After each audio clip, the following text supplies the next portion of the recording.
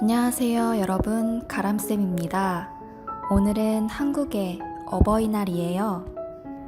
그래서 그 기념으로 한국의 고전 이야기, 효녀 심청 이야기를 들려드릴게요. 효녀 심청.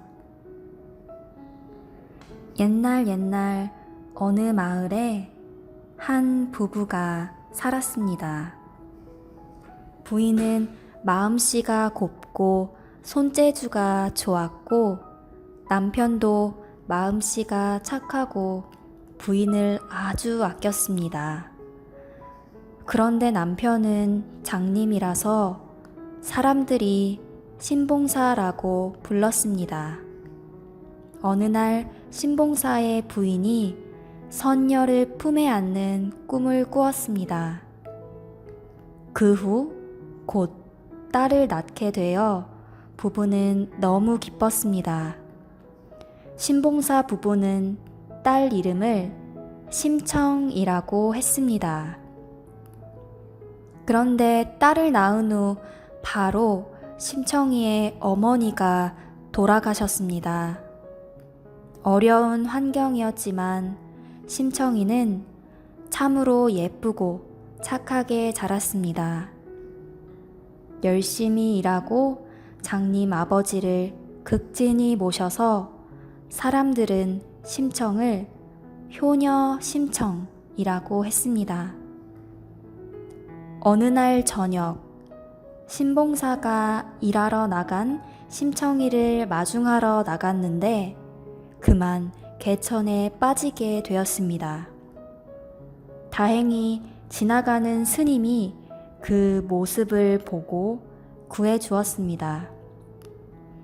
스님은 신봉사에게 부처님께 공양미 300석을 바치면 눈을 뜰 수 있을 겁니다. 라고 했습니다. 그 즈음에 뱃사람들이 인당수에 제물로 바칠 처녀를 찾고 있었습니다. 이 말을 들은 후 효녀 심청은 바로 뱃사람들을 만나서 제가 인당수 제물이 되겠습니다. 공양미 300석을 아버지께 주세요. 라고 했습니다.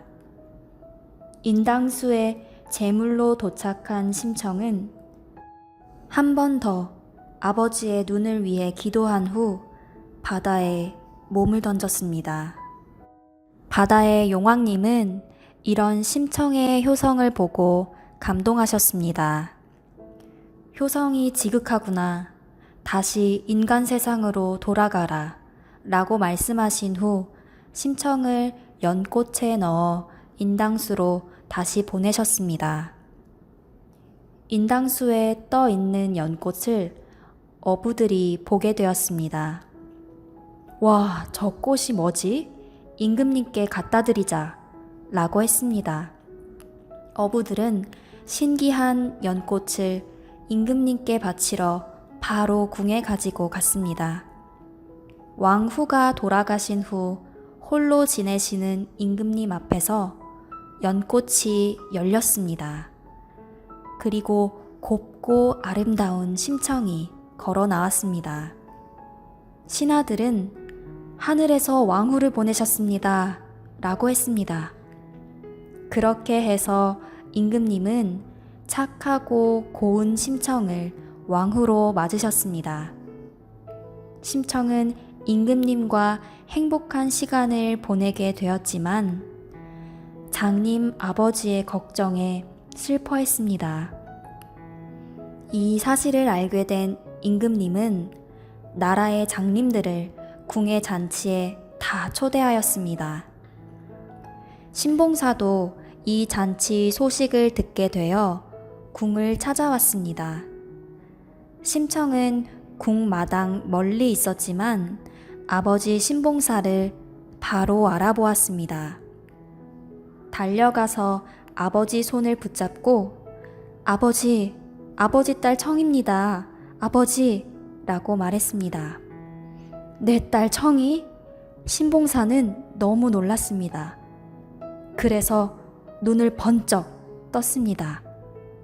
딸 심청도 보이고 임금님도 보이고 궁도 보였습니다. 신봉사는 이제 장님이 아니었습니다. 그렇게 해서 효녀 심청과 아버지가 다시 만나게 되고 신봉사는 눈을 뜨게 되었습니다.